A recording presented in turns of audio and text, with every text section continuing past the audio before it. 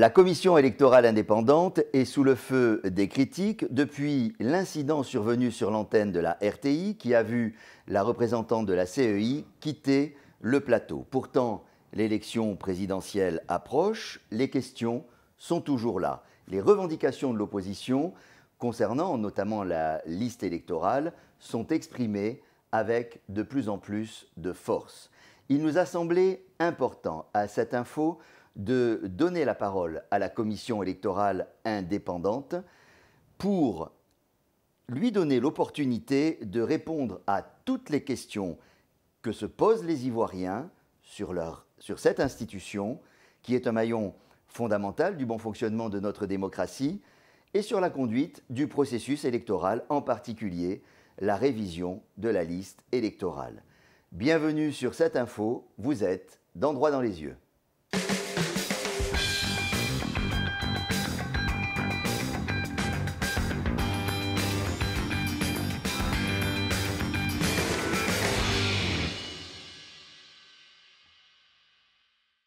J'accueille avec plaisir Maître Ketty Yapobi. Bonjour madame. Bonjour monsieur. Vous êtes commissaire central à la CEI et je suis ravi de vous accueillir sur cette info. Comme je le disais en introduction de cette émission, et comme d'ailleurs le précise le communiqué de la commission électorale indépendante publié le 28 février dernier, les questions de fond sont restées en suspens. Et nous avons voulu à cette info vous donner cette opportunité d'apporter toutes les explications concernant le travail de votre institution. Je voudrais tout de même, avant d'aborder les questions de fond, revenir une minute sur l'incident de la RTI. Pourquoi, madame, avez-vous pris la décision de quitter le plateau en cours d'émission?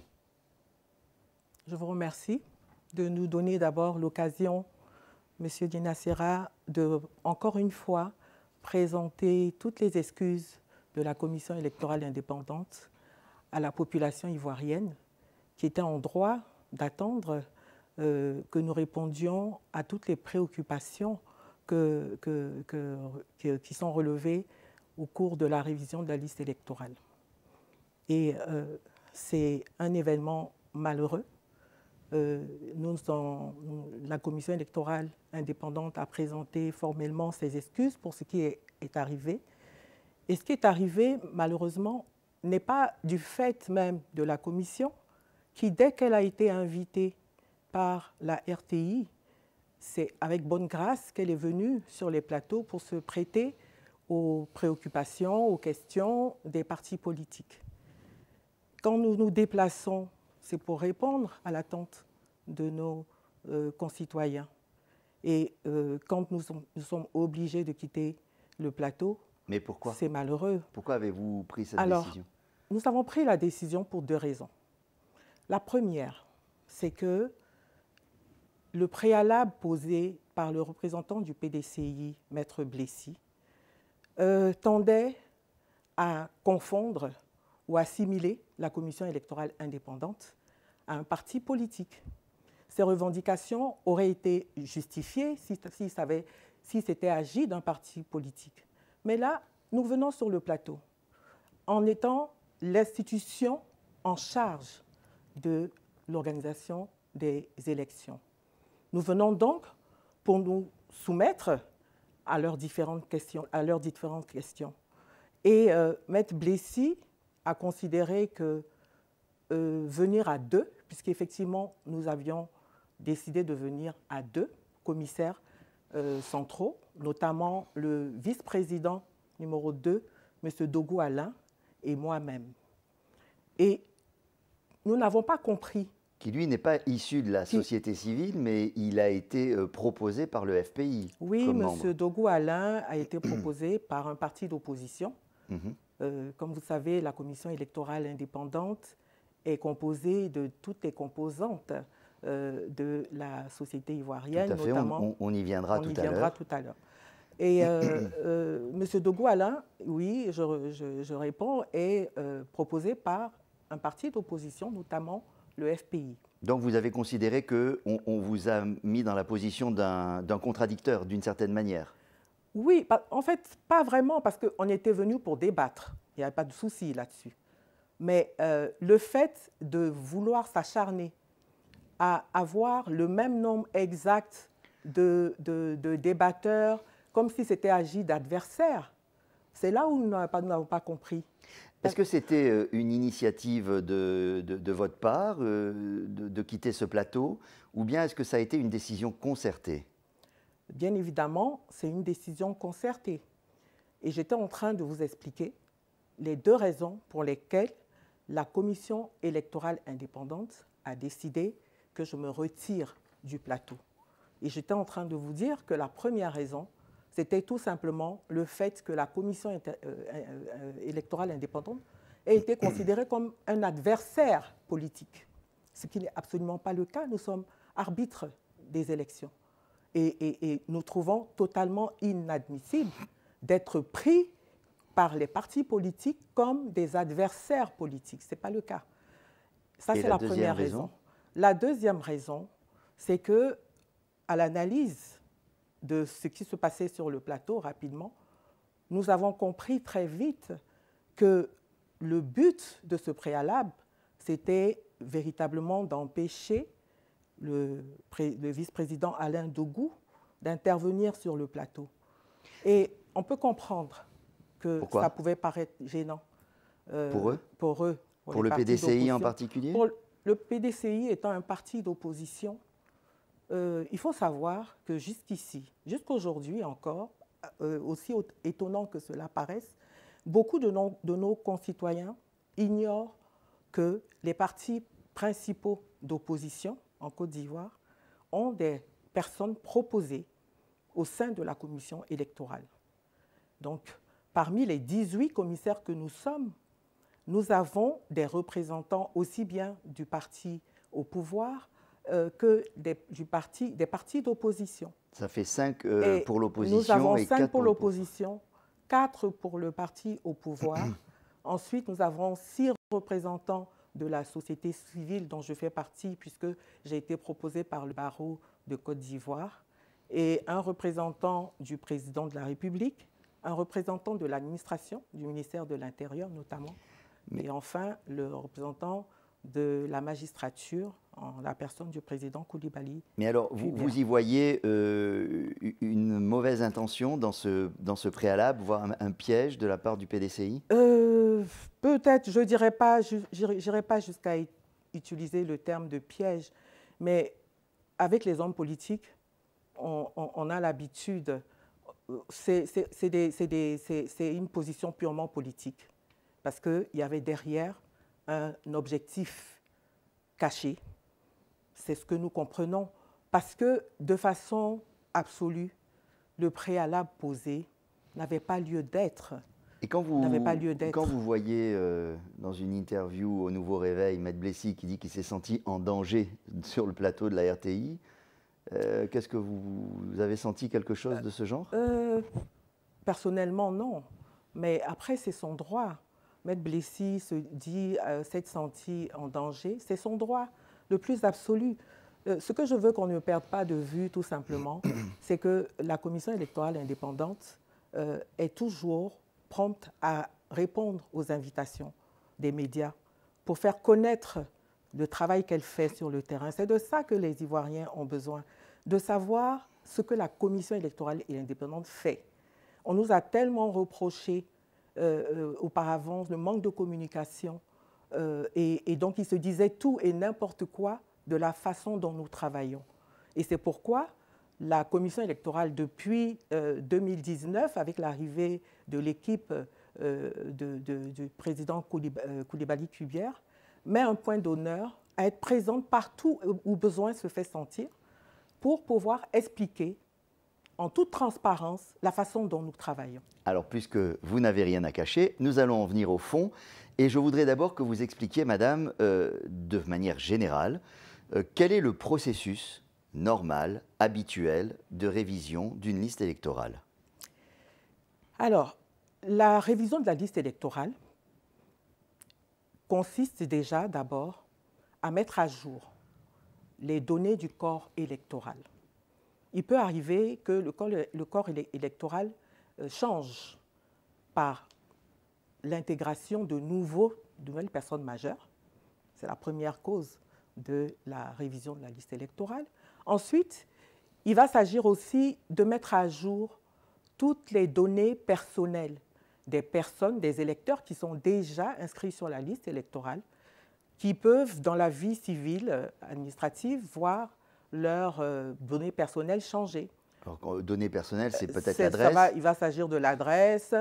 Pour une jeune fille qui s'était inscrite à l'époque sous le nom de jeune fille, qui entre-temps a contracté mariage et qui veut voir son état civil nouveau figurer sur la liste électorale, elle fait inscrire son nom d'épouse également. Ça aussi, c'est un changement de ses données personnelles. Il peut s'agir tout simplement d'un changement de numéro de téléphone, d'un changement d'adresse. Et puis il y a aussi ceux qui n'avaient pas pu à un moment donné s'inscrire et qui ont tous leurs documents pour pouvoir s'inscrire et qui peuvent venir oui, c'est valablement. C'est ceux-là que nous appelons les nouveaux électeurs. Les nouveaux entrants. Les nouveaux, il peut y avoir il n'y a pas que les des jeunes nouveaux qui ont majeurs, 18 ans. Oui, voilà. Mais il y a aussi des anciens majeurs qui, pour des raisons qui leur sont propres, n'étaient pas inscrits sur la liste électorale. Parce qu'il faut savoir que l'inscription sur la liste électorale, c'est un acte volontaire. Oui. On vient pour se faire inscrire sur la liste électorale. Et donc, il y a plusieurs phases. Il y a cette phase de mise à jour des données, la phase de traitement de ces données. C'est cela. Alors, donc, pour faire la révision de la liste électorale, il y a plusieurs phases, comme vous venez de le dire. La première phase va consister en la collecte des données. C'est ce que nous appellerons dans notre jargon l'enrôlement. Nous allons collecter les données, c'est-à-dire recevoir toutes les personnes qui considèrent remplir les conditions pour être inscrits sur la liste électorale, qui viennent faire leur requête, donc leur demande, pour être inscrits sur la liste électorale.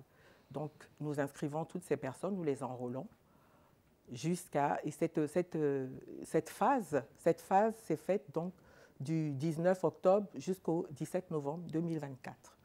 Donc, ça, c'est la première phase. Ensuite, la deuxième phase va consister au traitement de ces données.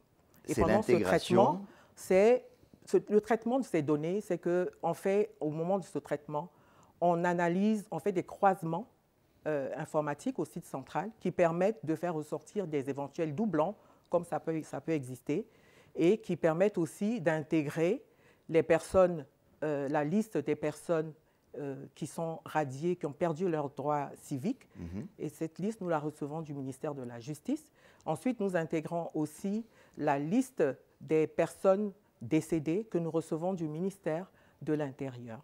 Et c'est tout ce traitement-là qui va nous donner d'aboutir à la liste électorale provisoire. C'est ça. Et d'ailleurs, la liste électorale provisoire va sortir la semaine prochaine, le 17. Du 17 au 21 mars. C'est ça. Voilà. Et après la publication de la liste électorale provisoire, il y a une phase de contentieux qui s'ouvre. L'affichage de la liste électorale constitue le départ de ce que nous appelons le contentieux de la liste électorale. C'est pour ça, au passage, que nous incitons tous les électeurs à venir consulter cette liste. Parce qu'il va s'agir de quoi, ce contentieux? En l'occurrence, à partir du 17 mars, dans tous les centres d'enrôlement. Nous affichons du 17 mars au 21 mars. 3 jours seulement? Non, à partir du 22 mars. Les listes sont toujours affichées. Ah oui. Nous finissons, on va dire ça comme ça, nous finissons l'affichage le 21 mars. Et à partir du 22 mars, va s'ouvrir pendant 15 jours la réception des réclamations. Je tiens à préciser quand même que tout cela se fait au sein même des différentes commissions locales. C'est-à-dire que les électeurs qui ont à faire des réclamations doivent se rendre dans les commissions locales. C'est dans les commissions locales que ces filistes sont affichés. Que ces listes sont affichées et c'est dans ces commissions locales que les réclamations se font. Donc là, très clairement, nous en sommes, pour ce qui est de la liste en cours de révision, qui a commencé donc à la fin de l'année 2024, nous en sommes à l'affichage très prochain de la liste provisoire. À partir du 17 mars. Va donc s'ouvrir à partir du 22 mars la période de contentieux administratif. Qu'est-ce que ça veut dire? On ouvre la période de contentieux. Ça peut paraître un peu barbare à certains. Oui. Concrètement, on veut dire quoi? En fait, le terme contentieux est peut-être impropre, mais c'est celui qui est retenu dans les différents jargon et qu'on retrouve aussi dans notre mode opératoire. Il s'agit simplement des réclamations Quel genre de éventuelles réclamation? Quel genre? que Ce les qui porte sur électeurs quoi? peuvent faire. Alors, elles sont de 3 ordres, ces réclamations. Oui, Le premier ordre, c'est que quelqu'un, un électeur, peut venir demander son inscription. C'est le contentieux, ce que nous appelons le contentieux de l'inscription.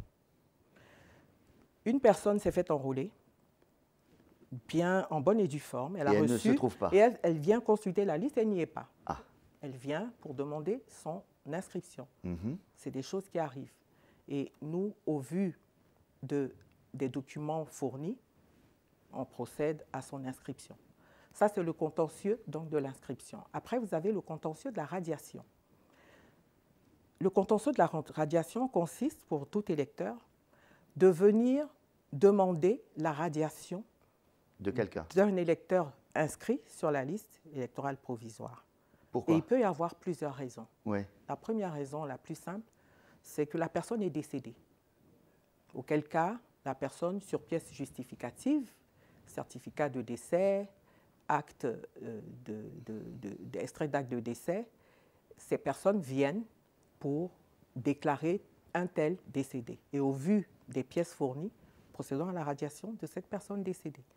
Ensuite, il peut s'agir de la demande de radiation purement et simplement d'une personne qu'un électeur lambda considère comme n'ayant pas le droit de faire donc n'importe naître quel sur la électeur peut N'importe quel considérer qu'un autre n'a pas sa n'a pas place. sa place sur la liste Donc, et il vient ouais. et il pose sa réclamation. Et vous devez faire les Et vérifications qui concernent. Avec les pièces, bien évidemment, parce que comme partout, même comme devant les tribunaux, quand vous faites une réclamation, vous venez avec les pièces justificatives à l'appui. Et enfin, on peut demander la radiation aussi, tout simplement parce qu'on considère que voilà, cette personne est mineure, ou cette personne n'est pas ivoirienne. Ou cette personne ou n'est cette pas ivoirienne. personne n'est pas ivoirienne. Donc, plusieurs Mais cas de moi, figure peuvent... si quelqu'un vient et dit « mais cette personne n'est pas ivoirienne », vous demandez à la personne qui réclame d'apporter cette preuve ou bien vous allez vous tourner vers la personne concernée? La première chose déjà, quand on introduit une réclamation, c'est de venir avec les pièces à l'appui. Ouais. Donc c'est celui qui vient contester la légitimité de la personne de l'existence de la personne sur la liste, qui vient avec les preuves. Alors, comment Et bien entendu, cette personne qui est interpellée sera appelée par la commission électorale, pour que le débat soit contradictoire, naturellement, sera appelée à se défendre. Alors, comment est-ce qu'on s'y prend pour faire une réclamation, quelle qu'elle soit? Vous venez de donner les différentes possibilités. Au sein des commissions électorales indépendantes, des commissions locales, nous avons des fiches, des formulaires qui vont être remplis selon le type de réclamation que l'on fait. D'accord. Alors, la période de contentieux va s'ouvrir. Ça va durer combien de temps? Elle dure à peu près 1 mois et demi jusqu'à la fin du contentieux, on va dire ça. Donc, 1 mois et demi, ça va nous amener à mi-avril. Jusqu'au 20 avril. Oui, jusqu'au 20 avril. 20 avril. D'accord. 20 avril, pour le contentieux est terminé. Le contentieux administratif. Ensuite, ce qu'il faut savoir, donc, au niveau du contentieux administratif, comme son nom l'indique, la réclamation, elle est portée devant la commission électorale. La commission électorale est amenée à rendre sa décision sur la réclamation. Et on peut la contester. Et cette déclaration, elle est susceptible de recours devant le président du tribunal du lieu de la circonscription concernée. Donc, si je ne suis pas satisfait de la décision qui est rendue par la commission électorale sur ma réclamation, je peux fermer un recours devant la justice. C'est cela. Vous faites un recours précisément devant le président du tribunal du lieu de la circonscription concernée. D'accord. Et ce recours, ça va être une simple déclaration au greffe de cette juridiction, donc, avec les pièces à l'appui. On attend encore la décision de la justice ou du président du tribunal? Je précise que, et c'est important de le dire, nous sommes sur le plateau pour donner des informations, c'est important de le dire. Quand la décision de la commission électorale est prise, l'électeur a 3 jours francs pour porter sa réclamation devant le juge. D'accord, il y a quand même un délai, 3 jours. Il y a un délai qui est très important à retenir, c'est 3 jours à partir de l'affichage de la décision. Donc, cette personne va saisir le tribunal, le président du tribunal, qui, lui, a 5 jours francs pour rendre sa décision. D'accord. Et une fois que sa décision est prise, la c'est fini. décision prise par le juge, elle n'est pas susceptible de recours. D'accord. Donc et elle s'impose aussi à la bien commission qu'à la personne qui avait fait cette réclamation. Tout ça, ça va nous amener à quand? Tout ceci nous amène jusqu'au 30 mai. Parce qu'il faut savoir qu'une fois que les décisions sont prises au niveau des tribunaux, nous devons, nous, refaire un traitement au niveau de la commission pour prendre en compte les décisions, parce que les décisions, elles peuvent être des décisions de rejet, comme des décisions statuant que la demande est bien. Un délai d'intégration. Il nous faut un délai, non seulement pour recevoir ces différentes décisions, parce que comme je vous disais tantôt, le président compétent, c'est le président des différentes circonscriptions. Alors, nous devons recevoir et après intégrer. Donc on peut espérer une liste définitive. La liste définitive, elle est prévue être arrêtée le 16 juin, précisément. Le 16 juin. Et après le 16 juin, c'est là que vous faites éditer les cartes d'électeurs. Après le 16 juin, nous avons encore tout un travail à faire au niveau de... Une fois que nous avons publié la liste définitive, effectivement, il faut revoir la cartographie électorale parce que, bien évidemment, la cartographie, elle va changer en fonction du nombre d'électeurs inscrits. Il faut savoir qu'il y a un nombre bien précis, minimum 70 électeurs dans un bureau de vote. Il faut au minimum de 70 électeurs et maximum de 600 électeurs. Et, donc il faut qu'il y ait une bonne répartition dans les bureaux. Dans les bureaux. Ouais. Et cette répartition, elle est bien évidemment, elle dépend bien évidemment du nombre de personnes qui se font inscrire. Alors, j'ai une question à vous poser. On voit que c'est un processus quand même qui prend en compte plusieurs étapes qui ne dépendent pas que de vous. Il y a beaucoup de choses qui sont à faire. Ça dépend aussi du nombre de requêtes qui sont faites auprès de vous. Mais le décret qui a été publié le 5 septembre 2024 et qui explique tout ce processus dit que vous avez jusqu'à 3 mois avant le scrutin présidentiel pour publier la liste temporaire. Donc vous allez le publier bien avant, puisque c'est dès ce mois de mars-là. Mais ma question c'est, ce décret ne montre-t-il pas qu'il a toujours été entendu, en réalité, que l'élection présidentielle d'octobre 2025 allait se dérouler selon la liste électorale en cours de révision depuis la fin de l'année 2024? Bien évidemment, puisque nous avons commencé un processus de révision de liste électorale et qui doit logiquement aboutir à l'arrêt d'une liste définitive. On a dit fin juin. Quoi. Le 16 juin. Ouais. Et c'est cette liste définitive que nous allons remettre aux éventuels candidats. Parce qu'il faut savoir une chose, c'est que pour ce qui concerne particulièrement l'élection du président de la République, les dossiers de candidature doivent être assortis de parrainage, d'un certain nombre de parrainages. Et donc, les candidats, ils ont besoin d'avoir cette liste définitive pour pouvoir prendre leur parrainage. Vous nous disiez juste avant la coupure, dans cette première partie, que la liste électorale en cours de révision, c'est celle qui était prévue depuis le départ pour être celle sur laquelle allait s'appliquer le scrutin d'octobre 2025. Pourtant, l'opposition demande une nouvelle révision en 2025. Alors, est-ce qu'il y a une forme de méconnaissance de ce calendrier ou de cette procédure, ou bien c'est purement de la bonne politique? Je vais rebondir sur votre terme pour dire que c'est de la bonne politique, parce que le calendrier, le chronogramme que je viens de vous dérouler, il est connu de tous les partis politiques. Il faut savoir qu'au mois de juin, nous avons proposé de commencer cette révision électorale qui nous aurait amené avec une liste définitive au mois de mars 2025. Mais qu'est-ce qui s'est passé?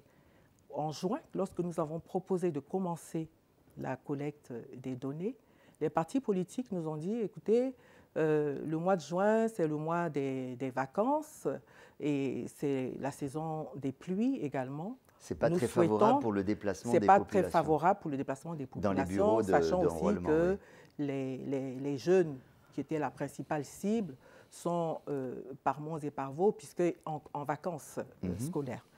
Et donc, nous avons parfaitement adhéré à cette décision, donc de commun accord. Il a été question de repousser cette révision de la liste électorale au mois de septembre. Au mois de septembre, les partis politiques nous ont demandé de repousser encore une fois cette révision de la liste électorale au mois d'octobre, parce que le mois de septembre était la rentrée scolaire.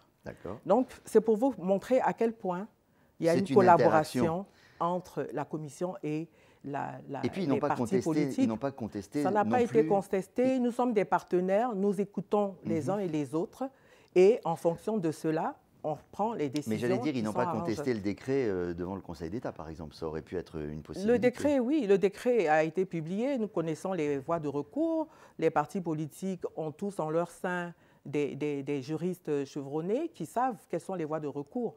Bon. En tous les cas, il n'y a pas eu de contestation. Néanmoins, et c'était parfaitement connu. Malgré le fait que vous avez repoussé à 2 reprises le début de l'enrôlement à la demande des partis politiques, néanmoins, la loi dit que chaque année, la liste électorale est révisée. Et puis, vous avez quand même travaillé assez vite, puisque vous atterrissez avec la liste temporaire maintenant au mois de mars, qu'au mois de juin, la liste définitive sera publiée. Ça laisse encore 4 mois avant le scrutin. Est-ce qu'il n'y aurait pas une possibilité à ce moment-là de relancer une procédure, puisque ça s'est déjà fait de le faire en 3 mois, hein, en 2020 et en 2015. Je vais vous expliquer pourquoi. Mais je vous pose la question telle qu'on l'entend pour que vous puissiez y répondre. Est-ce qu'on n'aurait pas le temps, entre juin et octobre, de refaire une procédure de révision dans des conditions normales? C'est absolument pas possible, parce que c'est Pourquoi? nous demander pendant que nous sommes en train, parce qu'il ne faut pas oublier une chose. Non, vous aurez fini. Non, on a fini avec la liste électorale, mais nous avons l'élection présidentielle à préparer. Il y a des actes à poser pour l'élection présidentielle. Mais comment vous avez fait en 2020? Enfin, pas vous, vous n'y étiez pas, mais... En 2020, si, on y était, c'est nous qui l'avons fait. Donc vous l'avez fait en 2015. C'était bien 3 mois avant? Alors, oui, mais il faut savoir qu'en 2020, le parrainage s'est fait justement parce que le temps que nous avons eu n'étant pas suffisant, nous n'avons pas pu produire la liste électorale définitive pour le recueil des parrainages. C'est très important de le dire. Nous avons travaillé et mis à disposition, nous avons dû mettre à disposition aux candidats à la présidence la liste électorale provisoire. Et c'est même parti... C'est grave dans le sens où, tant que la liste définitive n'est pas publiée, il peut encore avoir des modifications sur la liste. J'allais dire que là, c'est un argument juste, mais c'est un argument de procédure. Si on parlait d'opportunité, et si on regarde le fait que c'est un point de crispation assez fort, qui pourrait amener à faire dégénérer la situation, est-ce qu'on ne peut pas penser que ça pourrait être opportun que la commission électorale indépendante puisse décider elle-même, puisque je précise que le gouvernement a dit « c'est pas de notre sort, c'est à elle de décider », effectivement, puisse décider de dire « bon, pour détendre un peu l'atmosphère, on va quand même le faire ». Alors, on se heurte, nous, au niveau de la commission, effectivement, si on avait pu le faire, on le ferait, puisqu'il s'agit de satisfaire nos concitoyens.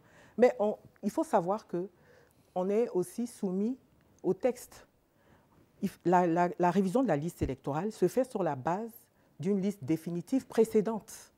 Alors, comment vous faites quand vous commencez la révision en octobre, que vous publiez en juin la liste définitive?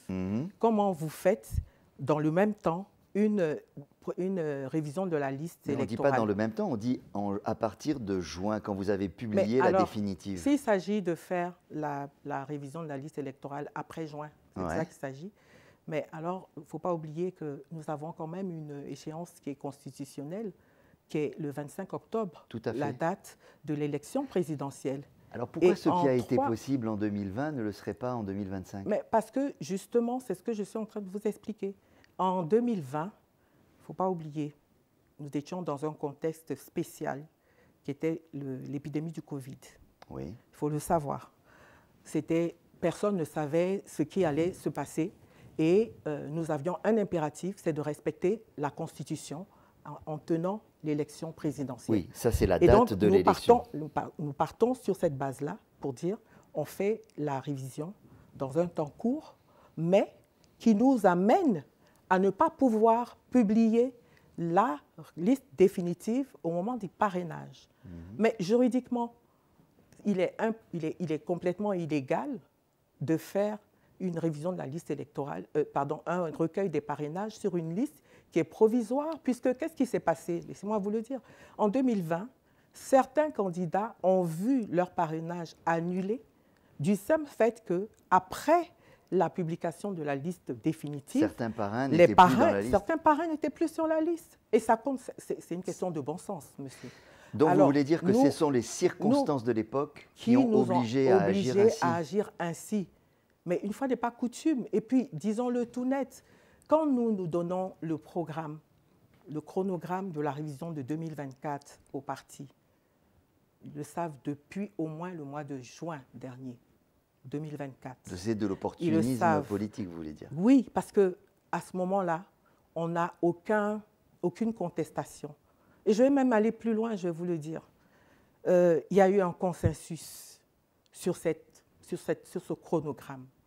Et nous sommes surpris qu'en étant juste au moment où nous nous apprêtons à terminer ce processus-là, que cette revendication de la révision de la liste électorale se fasse. Très bien. Je voudrais qu'on avance et qu'on passe à un autre sujet, parce qu'il y a une autre préoccupation que l'on entend souvent, et elle concerne la composition de la commission électorale elle-même. Donc on l'a rappelé tout à l'heure, hein, il y a 5 membres de l'opposition, enfin proposés par l'opposition, 4 membres proposés par le parti du président, le RHDP, un représentant du président de la République, un représentant du ministère de l'Intérieur, un représentant de la magistrature et 6 représentants de la société civile. L'opposition met toujours sur la table que le collège central de la CEI serait favorable à la majorité. Qu'est-ce que vous pouvez dire à ça?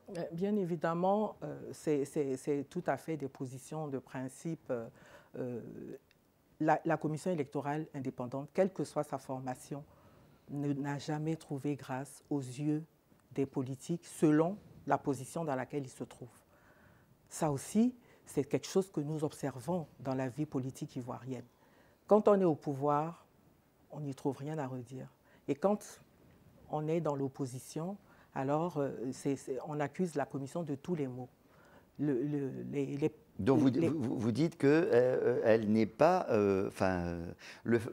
par exemple, on compte le représentant du président de la République et celui du ministre de l'Intérieur comme faisant partie, d'une certaine manière, de la majorité au pouvoir. Donc ça, vous le contestez, ce principe-là de calcul? Chacun pense comme il veut, ouais. Hein, mais ce qu'il faut savoir, c'est que le principe, vous allez me dire c'est une question de principe, mais oui, quand nous prêtons serment en tant que commissaire devant le Conseil constitutionnel, il y a un serment. Il y a un serment qui est prêté. Chaque commissaire. Où le travail que nous devons faire en commission, nous le faisons sur la base de notre seule conscience, sans avoir de dictats d'où qu'ils viennent. C'est pour ça d'ailleurs qu'on nous demande de couper avec les instances qui nous ont proposées. Et croyez-moi... En particulier quand on est proposé par un parti politique. Oui, en particulier quand on est proposé par un parti politique. Et croyez-moi, c'est dans cet esprit-là que nous travaillons au sein de la commission. Parce que c'est une mission dont on nous a fait l'honneur d'être nommés pour cette mission. Et nous essayons de le faire du mieux que nous pouvons. Nous ne disons pas que tout est parfait, mais nous le faisons du mieux que nous le pouvons. Et c'est d'ailleurs pour cela qu'à chaque étape des travaux que nous faisons, nous associons, en tout cas nous informons nos partenaires que sont les partis politiques, de la même manière que toutes les organisations de la société civile. Quand vous entendez le président Gbagbo dans un meeting dire que, je le cite, la commission doit être respectable pour être respectée, donc sous-entendu, elle se comporte déjà de manière partiale, qu'est-ce que ça vous fait et qu'est-ce que vous pouvez dire de ça? Alors, le même président Gbagbo, en d'autres temps, je crois savoir, avoir bien retenu, disait que les élections ne se gagnent pas à la commission électorale indépendante. La commission électorale indépendante fait son travail d'organiser les élections. Et les élections, elles se gagnent dans les urnes. Le même président Gbagbo le disait quand il était président de la République. Et c'est encore une fois ce que je suis en train de vous dire. Il est malheureux qu'en Côte d'Ivoire, en fonction des intérêts du moment, la façon dont la commission est appréhendée varie. Mais la commission en elle-même n'a jamais varié. Nous travaillons sur la base du même code électoral. Les élus aujourd'hui qui nous tombent dessus ont été élus, je parle des députés, ils ont été élus sur la base de ce même code électoral par cette même commission électorale.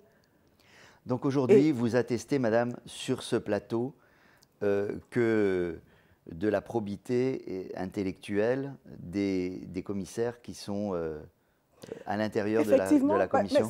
C'est tout simplement parce que je vous dis, aujourd'hui, ce n'est pas au sein de la commission qu'on décide si telle personne ou telle personne a gagné les élections.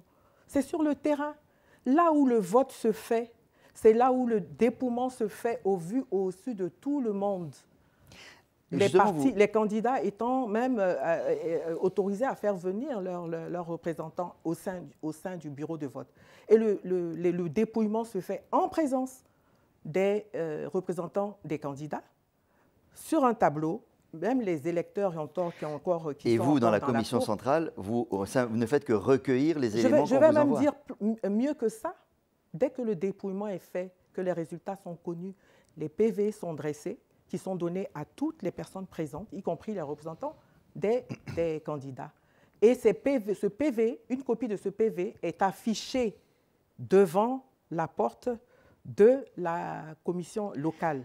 Donc, c'était pour vous dire que les candidats, eux, savent déjà mieux que nous, et même avant nous, avant la commission centrale, s'ils ont gagné ou ils ont perdu les élections, puisque nous, c'est après compilation de toutes ces différents résultats des différents bureaux que la commission centrale regarde et Mais alors, vous parlez valide. de l'échelon local. Là aussi, on entend souvent que les commissions locales penchent quasiment toutes du côté du RHDP. Est-ce que vous pouvez rappeler comment, simplement, elles ont été constituées, ces commissions locales? Là encore, c'est vraiment un procès d'intention qui nous est fait. Parce que, premièrement, tous les membres des commissions locales sont désignés par les partis politiques.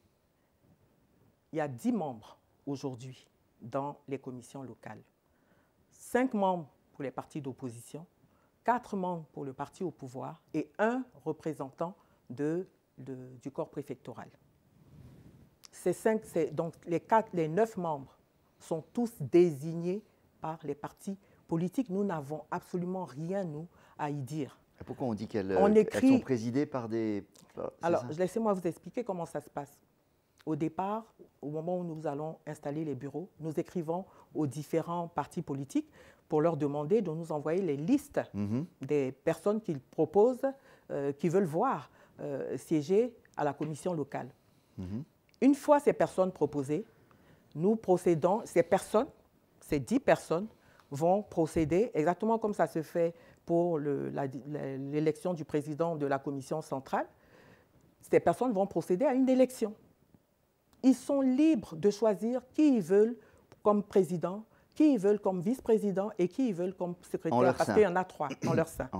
Et ces élections sont faites en toute transparence, sans que la commission n'intervienne dans ce processus à aucun moment. Nous nous contentons, nous, de noter sur les PV, un tel a été élu, un tel a été élu, un tel a été élu. Pourquoi la CEI cristallise-t-elle toujours systématiquement tant de critiques à l'approche des élections? Oui, c'est surtout à l'approche des élections et je crois que De toutes, toutes sortes d'élections d'ailleurs, pas que la présidentielle. Oui, le principal problème, c'est déjà une méconnaissance du mode opératoire, une méconnaissance du code électoral. Parce que le code électoral que nous avons décrit de façon mais vraiment détaillée tous les actes qui doivent être posés pour faire l'élection. Et il suffit de s'y reporter pour se rendre compte que toutes les garanties sont données au public, aussi bien au public qu'aux électeurs, qu'aux candidats. Parce que le système qui ressort du code électoral, il est transparent, mais du début jusqu'à la fin. C'est-à-dire que du début des élections jusqu'à la fin des élections, chaque candidat a la possibilité de vérifier toutes les étapes, puisqu'il y est à l'intérieur partie prenante. Alors, est-ce que vous comprenez ce n'est pas assez su. Ouais. Et c'est pour ça d'ailleurs qu'on prend le temps d'expliquer. C'est pour ça que nous prenons le temps d'expliquer. Et certains partis politiques entretiennent ce flou-là pour que, évidemment, quand on ne sait pas ce que dit le texte, on est prêt à entendre toutes les argumentations. Mais est-ce que vous pouvez comprendre, même si vous estimez que les revendications qui sont formulées par l'opposition relèvent un peu de la tactique politique, on va dire, pour être sobre, que le fait de ne pas donner suite à toutes leurs demandes, ça peut aussi éveiller comme une sorte de sentiment, de soupçon, quelque chose... Ce n'est pas juste de dire qu'on ne donne aucune suite à leurs revendications. Les partis politiques ont demandé, par exemple, qu'on leur donne plus de temps pour le recueil des parrainages. C'est ce qui est en train d'être fait.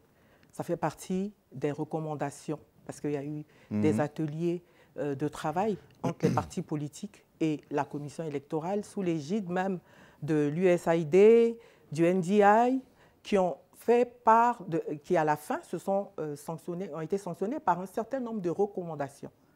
Et toutes ces recommandations ont été prises en compte. Je dirais même, il faut le savoir, qu'une des premières recommandations concernant le cadre légal et institutionnel, d'accord avec les partis politiques, tous autant qu'ils y étaient présents, la première recommandation était de faire une élection, de programmer maintenant la révision de la liste électorale tous les 2 ans. Alors, nous sommes surpris aujourd'hui et nous avons les documents qu'on peut vous mettre à disposition. Ces partis politiques, le PDCI, le RHDP, le PPACI et le FPI, étaient d'accord lors de cet atelier pour que la révision ne se fasse bien que tous les 2 ans. Et c'est bien parce que chacun est bien conscient que... Mais pourquoi ça n'a pas été intégré dans la loi alors? Mais justement, des recommandations ont été faites après cet atelier pour que la loi puisse être modifiée. Et ces recommandations se sont retrouvées sur la table du gouvernement.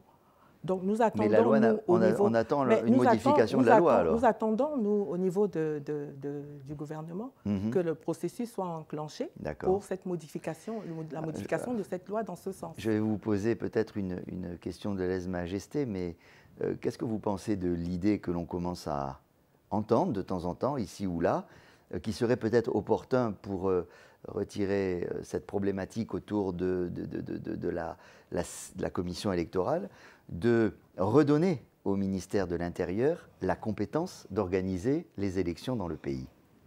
Écoutez, les partis politiques se sont donné un instrument, qui est la commission électorale. Nous émanons d'accords politiques, on est bien d'accord. Avant cela, c'était bien le ministère de l'Intérieur qui organisait les élections, comme ça se fait dans plusieurs pays. Si aujourd'hui, les mêmes partis politiques estiment que la commission, telle qu'elle est conçue actuellement, ne fait pas l'affaire, ben, il leur appartient de faire revenir Alors, nous, on n'a rien à y redire au niveau de la commission électorale.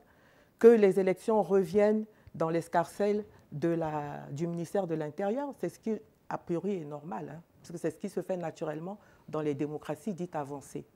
Nous, on n'y a rien à redire. Mais dès lors qu'on se donne un instrument il faut quand même accorder à cet instrument le minimum de crédit qui lui permet de faire son travail en bonne et due forme, sachant qu'à toute étape de l'activité de la commission électorale, ils ont leur mot à dire.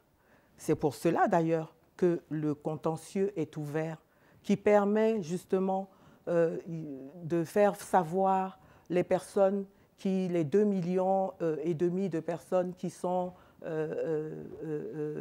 ne devaient pas figurer sur la liste électorale. C'est le moment de venir justement à l'ouverture de ce contentieux pour le faire savoir. On ne peut pas rester en dehors du processus et faire des revendications. C'est comme si vous me disiez, on va au tribunal, il y a des délais au tribunal pour faire telle procédure. Il y a une procédure devant le tribunal de première instance, on vous dit pour faire appel, c'est dans 1 mois, un mois ou 15 jours, selon la nature de l'affaire.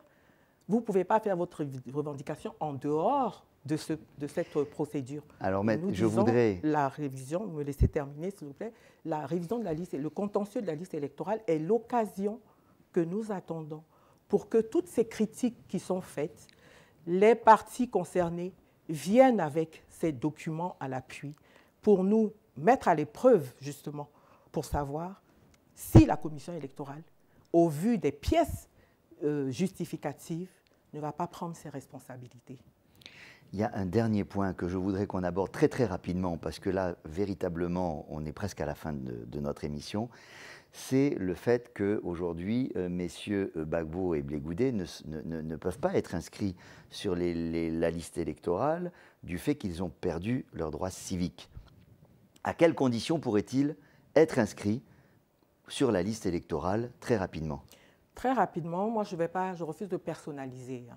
Nous nous trouvons dans un cas, et il y en a plusieurs comme celui-là, où nous recevons la liste du ministère de la Justice des personnes ayant perdu leurs droits civiques.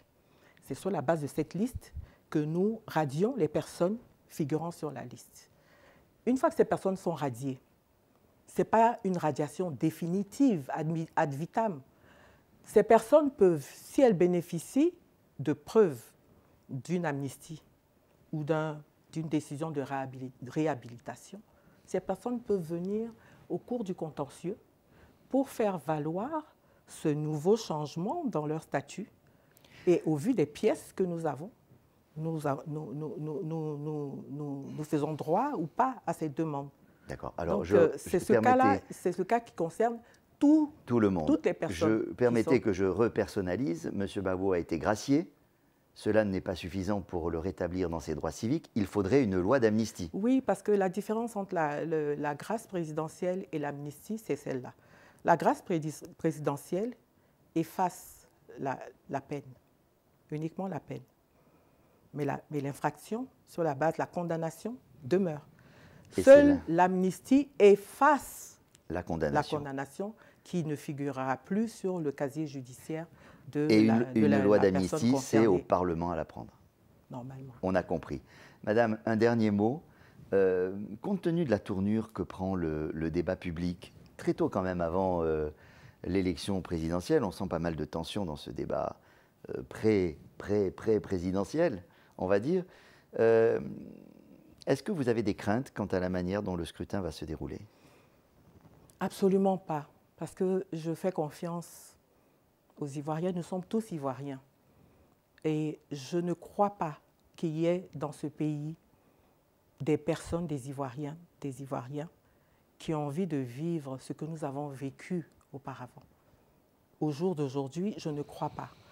C'est pour ça que nous en appelons à tous les acteurs de ce processus électoral à faire preuve de sagesse déjà, de bienveillance les uns envers les autres. Je le dis encore une fois, nous ne sommes pas les adversaires des partis politiques. Sans eux,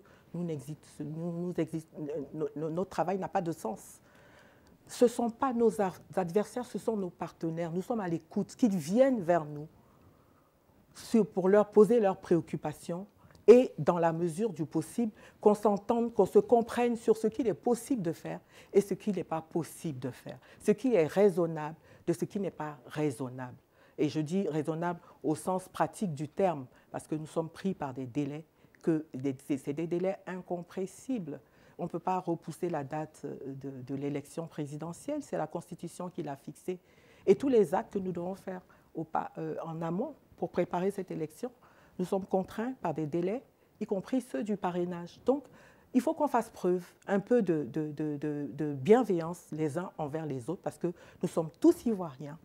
Nous voulons que les choses se passent bien pour notre pays, parce qu'on n'en a pas d'autres. Et je pense que les partis politiques sont suffisamment sages pour qu'à un certain moment, on mette la balle à terre. On peut comprendre qu'ils nous mettent la pression, mais je pense qu'à un certain moment, on mettra tous balle à terre, on s'asseyera et puis on travaillera ensemble à ce que l'élection se passe dans un climat apaisé. Parce que ce qu'il faut oublier, ce qu'il faut retenir, qui est important, on ne gagne pas les élections à la commission électorale, ça se passe sur le terrain. Et sur le terrain, toutes les garanties sont là, il suffit de les actionner pour que l'élection, le verdict des urnes soit celui de la volonté des Ivoiriens. C'est ça qui est important. Merci Madame, merci Maître Yapobi d'avoir accepté cette invitation et je pense que nous avons pu répondre à de nombreuses questions que se posent les Ivoiriens. Il faudra poursuivre évidemment ce travail de pédagogie et cette info s'y attellera. Merci de votre attention, à la prochaine fois.